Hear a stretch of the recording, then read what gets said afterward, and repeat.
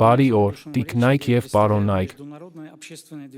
Իմ անունը Դուշան Բալեչեկ է, եւ ես ներկայացնում եմ ԱլլաՏռա միջազգային հասարակական շարժումը։ Մեր կազմակերպությունը հետազոտում է կլիմայի փոփոխությունը, շրջակա միջավայրը եւ մարդու իրավունքների պաշտպանությունը։ Սակայն այս աշխատանքի ընթացքում մենք հանդիպել ենք հիմնարար իրավունքների, խոսքի, խղճի եւ կրոնի ազատության կոպիտ խախտումների։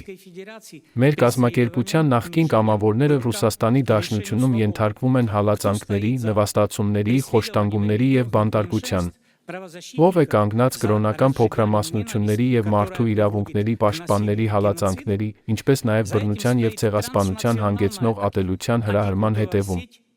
Այս ամենի հետևում կանգնած է միջազգային հակակուլտային ցանց, որը գործում է այսպես կոչված եւ վտանգավոր աղանդների դեմ պայքարի քողի տակ։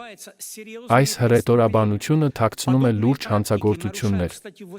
Նման գործելակերպը խախտում է մարդու իրավունքների համընդհանուր հռչակագրի 18-րդ հոդվածը, որը բոլորին երաշխավորում է մտքի, խղճի եւ կրոնի ազատություն։ Ամբողջ աշխարհում հակակուլտային խմբերը մեղադրվում են սեռական բռնության, այդ թվում մանկապղծության եւ երեխաների առևտրի մեջ, ինչպես նաեւ խոցելի մարդկանց շահագործման մեջ, հարկադիր վերականգնողական ճամբարների միջոցով։ Սակայն սա խնդրի միայն մի մասն է։ Այս ցանցը ակտիվորեն ներթափանցում է կառավարական եւ իրավական կառույցներ, կաշառում է քաղաքական գործիչներին, ազդում դատախազների վրա, ստեղծում է կեղծ փորձագիտական գնահատականներ եւ խաթարում ժողովրդավարական ինստիտուտները։ Այս տարվա մայիսին Վաշինգտոնում կայացած Earth Builders ֆորումում նշվեց, որ Մոսկվայից համակարգվող միջազգային հակապաշտամունքային ցանցերը սպառնալիք են ներկայացնում ժողովրդավարության համար։ Ռուսաստանի ՖՍԲ-ի հետ կապված RACIRS-ի եւ դրա եվրոպական ցանցի ՖԿՐԻՍ-ի գործունեությունը բազմիցս բարձրացվել է ԵԱՀԿ-ում։ Այն, ինչ սկսվել է որպես փոքրամասնությունների վարկաբեկում, այժմ վերածվում է ազատության ճնշման եւ տոտալիտար միտումների աճի։